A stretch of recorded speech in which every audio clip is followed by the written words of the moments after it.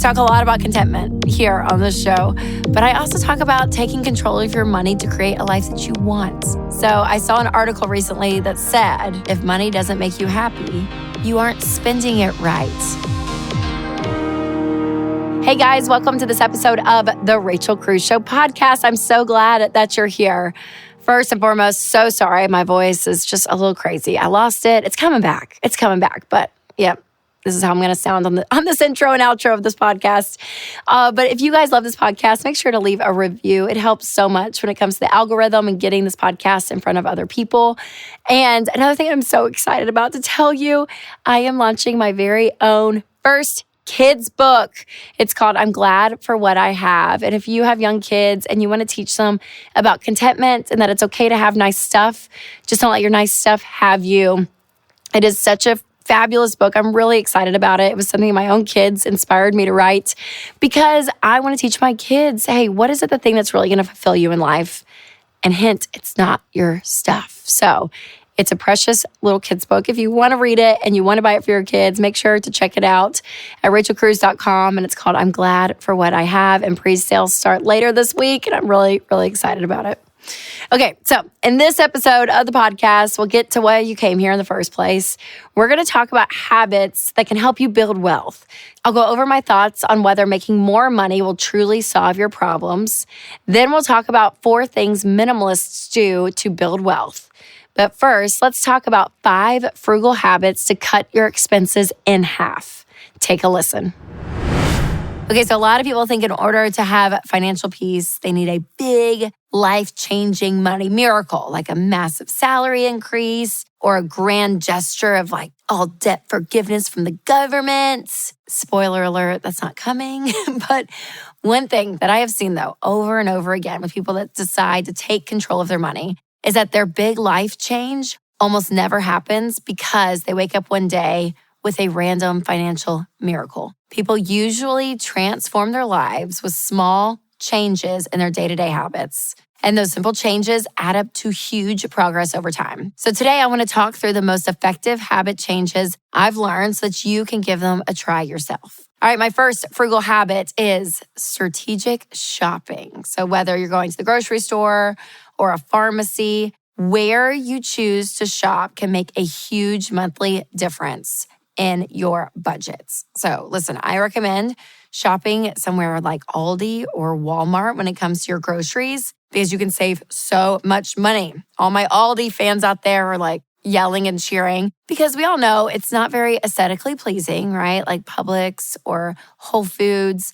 but the prices are significantly lower. And another thing to keep in mind about grocery shopping is to buy generic when you can. I recently did an episode when I compared Publix brands, snacks that my kids love to the name brand, and they hardly knew the difference. And then I added up how much money I would save, and it's insane, you guys. It's like hundreds of dollars throughout the year. So if you want to check out that video, I'll make sure to link it below so you can check it out. All right, my second frugal habit is another food-related hack, and that's don't go out to eat. And this one hurts a little bit, I know. But listen, it doesn't have to be forever. But if you want immediate margin in your budget, don't go out to eat for 1 month. So yeah, back in January, I saw a lot of you guys participate in the No Spend Challenge. And I did kind of a version of this with my kids this summer. And it's amazing the amount of money that you can save. I mean, we're talking hundreds of dollars in just 1 month, all because you said, hey, we're not going out to eat. We are eating at home. And I know eating out is so convenient. It's so nice and simple, and you don't have to do dishes and all this stuff. I know.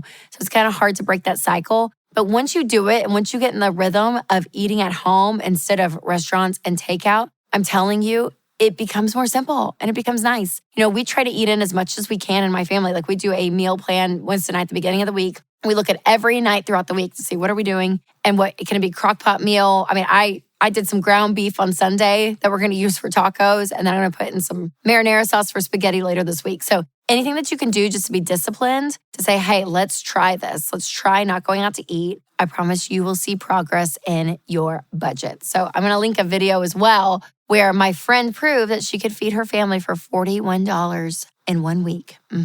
It's true, you guys. It is way more expensive to eat out than to eat at home. So it's a great habit to form. All right, my third frugal habit is another version of a no spend challenge, and that is no extras for a month. So this can be a lot of different things depending on what your shopping tendencies are. But what if you said no to Target runs, or no to just browsing TJ Maxx, or no to Lululemon dupes on Amazon? Like, what if you said no? Whatever your method of comfort shopping is, any extras every now and then, if you just said no, I promise you would see some extra cash. And I would even challenge you to reconsider all the essential purchases too, because things like Amazon, it's a double-edged sword, right? I mean, it's so helpful and convenient, but yet you kind of get into this rhythm where you think, oh yeah, I just need this, I need that, I need that. And then you're gonna be tempted to spend more. It'd be very convenient, but yet a lot of these things that we think are essential in life, just because we can get to them quickly, can make it feel like we need them when we really don't. So I would recommend shopping for just what you need, truly what you need, and try to negate some of the wants and see how much money you'll save. All right, my fourth frugal habit is to eliminate social media temptations. So I went through a period of time where I followed like 8 influencers that I loved all their stuff. And y'all, I was tempted to buy it like all the time. So I went through and actually unfollowed a few of them, muted a few of them for a season, because I was like, I just can't know that these clothes exist, because if I know they exist, I'm going to want to buy them. So maybe for you, it's going through and saying, hey, maybe I should limit either my access on social media or the people I follow. So whether it's, style, clothing, whether it's interior design, like whatever those things that make you want to spend money and buy stuff, right? Maybe you just kind of simmer that down for a little bit and see where you can save. And again, I also have to remember that it's their job to get me to swipe up and spend money. That's how they make money. And it's not a bad thing, but just be aware of it. So it's crazy. I'm like, even a $24 sweatshirt from Walmart, you're like, oh my gosh, it's so cute. I have to have it. But do we really? And would I even know that thing existed if I didn't see somebody wearing it on social media? Just know that social media, it is there to show you a life that you wouldn't have known otherwise. So be aware of that. And if you can be self-aware enough to know, you can get through it. But if you want to save some money, I would recommend stepping away for just a little bit and see how much money that you save. All right, my fifth frugal habit is another process of elimination, and that is to cut down your subscriptions. So I know this sounds really simple, but I came across a stat the other day that really puts this in perspective. So the average consumer has 12 subscriptions per month, and millennials, us, fellow millennials, we have 17. I can't even. I'm like, that's so crazy. So when asked to estimate how much they pay in monthly subscriptions, the average consumer pays $133 more than they thought they did. So they had a number in their mind, and they actually pay $133 more than that, which just proves that it's so easy to spend and not realize it. And that's why you want to track every single expense that goes out of your checking account. That's why I love the budgeting app EveryDollar, because it connects to your bank account and you see every transaction come in. So these things don't just get lost into this black hole of the internet. No, you're actually seeing the money that is being taken out of your account, and you know where it's going. So I talked to some friends and coworkers and callers on the Ramsey Show all the time who have no idea how much money they're losing to random subscriptions every single month until they comb through their purchases. And if you've never done a subscription check before, do it. Obviously, you'll want to eliminate any subscriptions that you don't use and try to intentionally eliminate a few that maybe you could go without for a while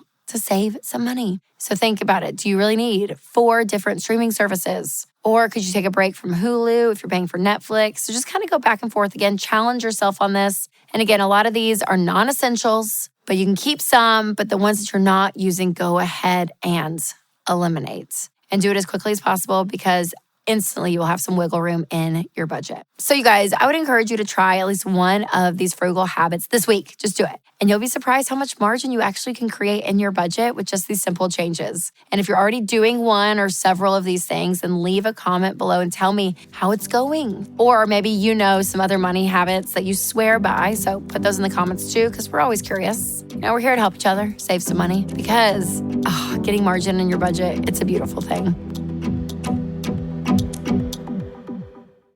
This episode is sponsored by BetterHelp. Hey, you guys, it's Rachel, and I love fall. The changing colors, the cooler weather, the cute flannels.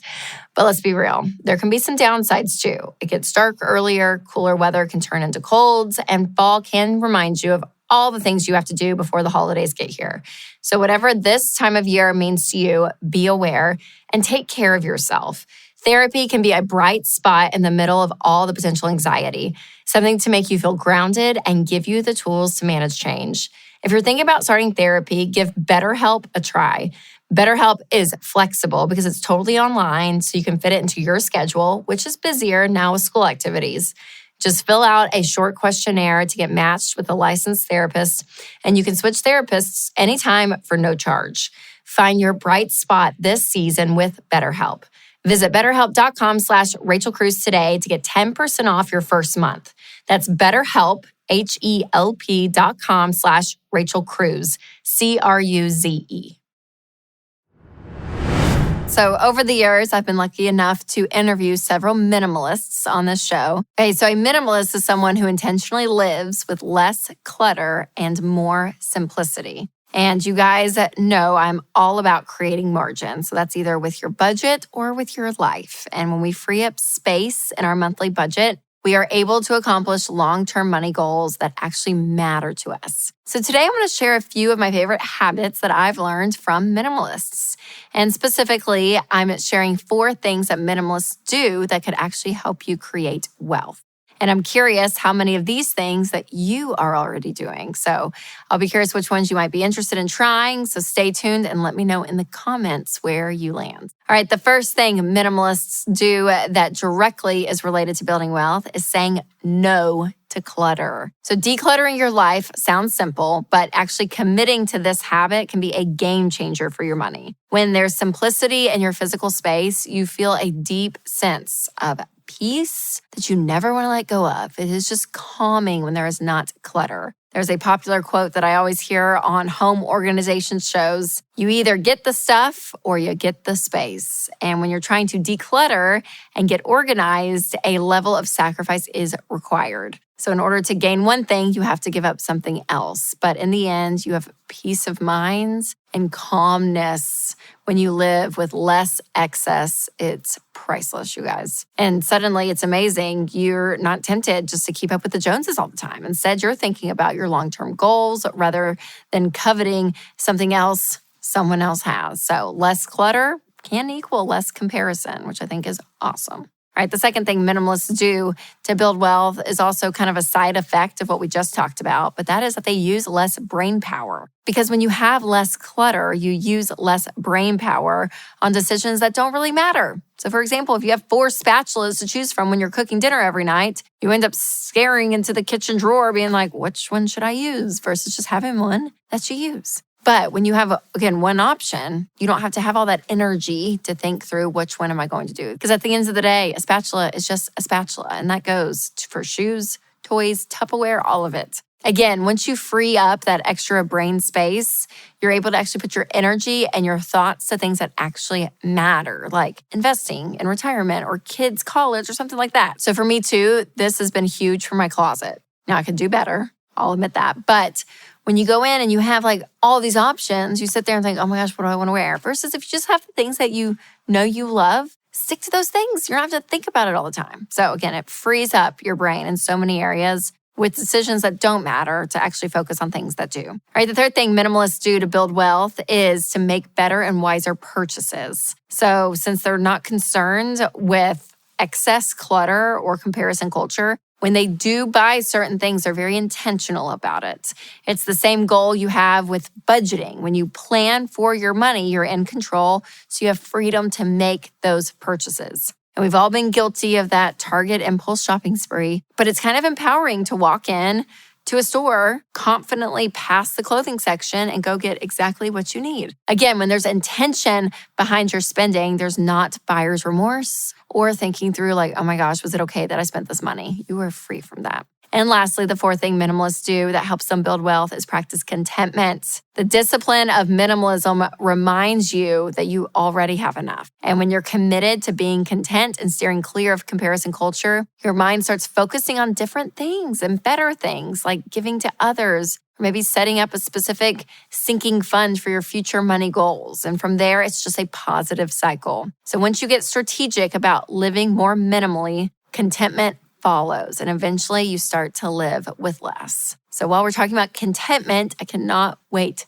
to tell you about my new kids book. You guys, I've been waiting to write a kids book for so many years, and finally the time came. I did it, and I'm so excited about it. It comes out November 7th, and it's called I'm Glad for What I Have. And this is all about contentment. So there's all these little animals in the book who are adorable.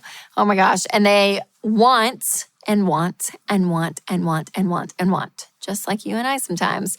And they kind of get their wish, but they quickly realize all this stuff did not give them the joy that they were expecting. And in the end, they find something that really will give them joy. And so I don't want to give away the ending, but it's just so cute. And it rhymes. It's pretty short for you parents out there. And what's great too, I'll give you a little sneak peek on the illustrations, is the pages are really thick.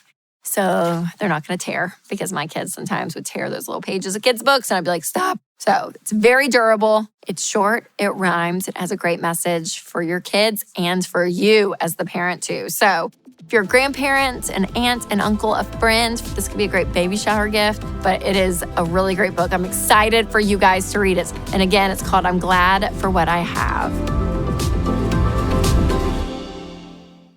Hey guys, it's Rachel. If healthcare costs are increasing while your available choices are decreasing, check out Christian Healthcare Ministries. CHM is a biblically based health cost-sharing ministry, and it's an affordable alternative to health insurance. Find out more at chministries.org/budget. That's chministries.org/budget.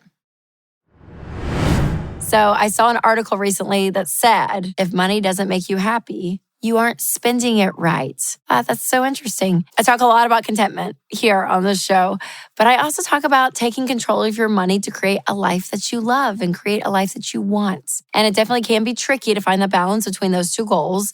So today I want to unpack what this article is saying and share what you need to know about using your money to make you happy. So the first way this article says that money can buy happiness is when it's used for experiences instead of things. Research shows that humans adapt to new material things more quickly, aka we get used to our new fancy sofa and kind of start taking it for granted. We do that faster, take things for granted, than we would a sewing class that we invested in. And research also shows that we remember experiences more than we remember things, and we are more likely to be filled up socially, which is part of most experiences like travel or a group workout class, rather than material possessions that we use in isolation. Okay, so I love this because I do talk about in my book, Know Yourself, Know Your Money, about we tend to either want to spend on experiences or things. And I want to say that neither one's right or wrong. I think some people, they just find more value in buying an actual thing they can use versus some people value experiences. But I'm more on the experience side. So I kind of love that research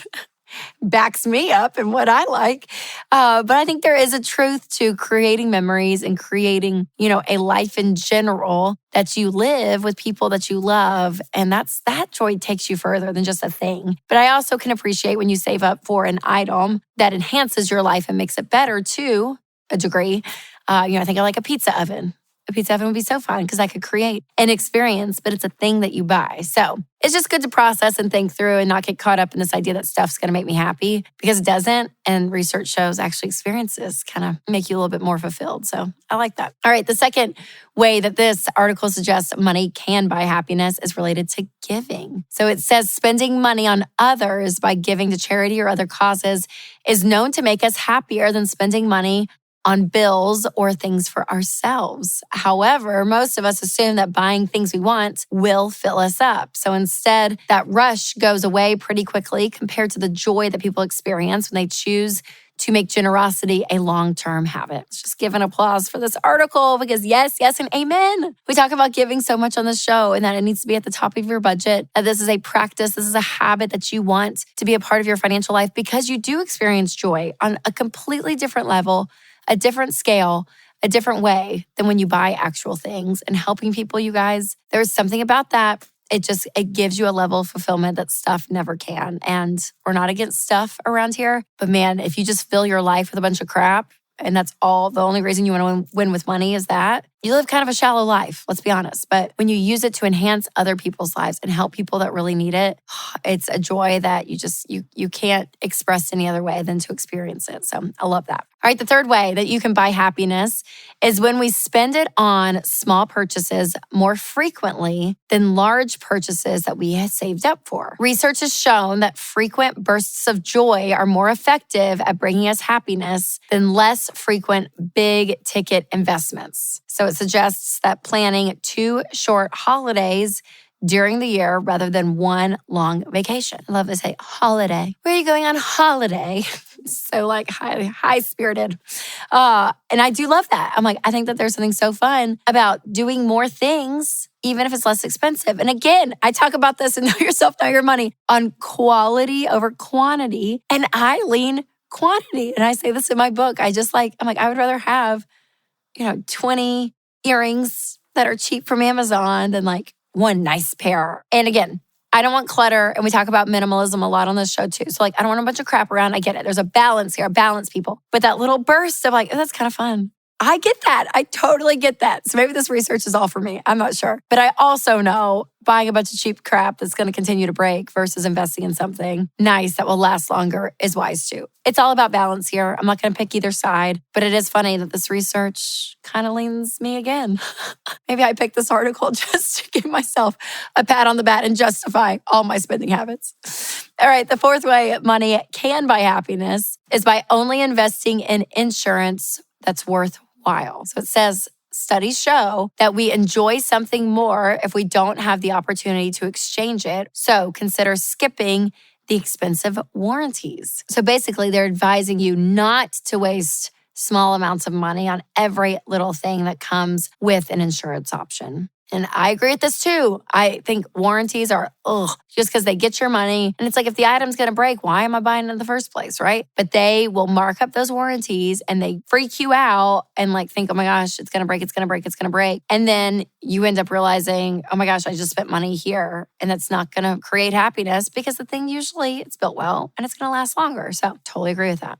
All right, the fifth way money can buy happiness is to buy now and consume later. So this is the reverse of buy now, pay later, right? It's the opposite. And so they're saying that seeking out events or treats in the future allows you to look forward to positive experiences and enjoy them fully in the moment since the financial part is already taken care of. Oh my gosh, this is like girl math where you feel like you buy something and then you go and you have fun because it just feels like it's free because you bought it so long ago. And I agree with this too, you guys. So whether it's a concert that you're looking forward to or a vacation, there is something about going out and just buying it, paying the bills, paying the room, whatever it is. And then it happens 60 days later and you can fully be in it because you're not thinking about what you spent on it because you already spent the money. I get it. And I would agree. I think that that's so true. That's so fun. I love that. All right. The sixth way this article says that money can buy happiness is choosing to think about certain details you typically forget to think about. So for example, sometimes when we finally decide to make a large purchase that we've decided will fulfill us in some way, we forget to think about the parts of that purchase that aren't so fun. So like buying a house and forgetting about closing costs and furniture or paint supplies, or buying a car and not factoring in gas and insurance and all of that. And if you're intentionally remember to consider all the variables, you might preserve some joy and save some angst down the road. Okay, I think this is fascinating too, because you can get so focused on one thing and you do forget all the other costs involved, and then it kind of brings down that purchase. So the joy in it. So be thinking about the whole picture, you guys, the whole picture of what you're about to get in. If you're going on vacation, don't forget to budget food because you're going to get in and be like, oh gosh, we have to pay for food. If you're buying a car and it's a big SUV and you're used to driving a small car, you're going to be paying more for gas. Don't let that joy erode the purchase. Be thinking about the whole purchase as a whole. I think that's great. All right, the seventh way to buy happiness is to follow the herd instead of your head. So it says, following the herd can be costly when investing, but in other situations, the opinion of the crowd can help. So for example, reading the ratings on products or experiences can give us a better idea of how much we're actually going to like them. And from there, we can adjust our expectations and put our money towards the best option. This is great. This is kind of a twist on it, right? Because usually it's like, don't follow the crowd. But yet the crowd is saying, this hotel's nasty, don't go stay there. You're probably like, I'm going to listen to them. Okay. And I know some reviews are like, botched and all that stuff. But I love that when it comes to not like really, serious parts of finance, like investing, they mentioned that. Sometimes people get on a trend and they lose a bunch of money. So it's not about following the crowd all the time, but reading the reviews and understanding in full what you're about to buy could actually be helpful. So I like that. All right. The 8th way to buy happiness is to skip comparison shopping. Yes and amen. I already like the title of this one. So when we're in the weeds on a certain purchase, we tend to do a lot of comparing while we're shopping in the moment. Like when you're buying a new smartphone and you're comparing 2 different types of camera pixel options, it's tempting to go with the best option while you're in the Apple store. But when you're just trying to make a snap, quick picture on Christmas morning, are you really going to be thinking about the small difference in the photo quality? Probably not. And try to think about the big picture, because the truth is you need a new phone. So get one within your budget and move on. And I love this. Yes, because you see the comparison side by side. It's like, well, this one has all this stuff. And yeah, well, that looks good. Are you really going to use it? Are you really going to use it? Where you can get a less expensive option, right? And not have as much stuff, but it gives you what you need. So be looking at the options.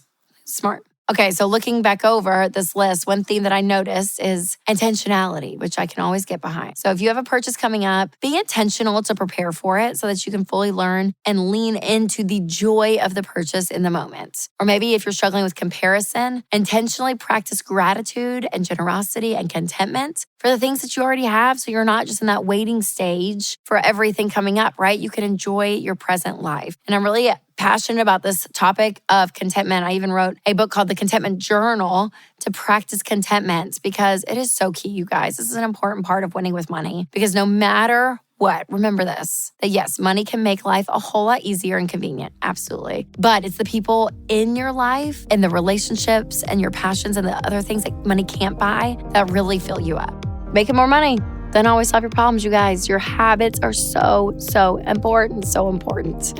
Well, thank you guys so much for listening to this episode. And again, leave a review if you love the podcast. Share this episode with friends. Be spreading the word, because we want people to learn how to control their money. It is so important, such an important thing in life. So thanks again, you guys, for listening. And remember to take control of your money and create a life you love.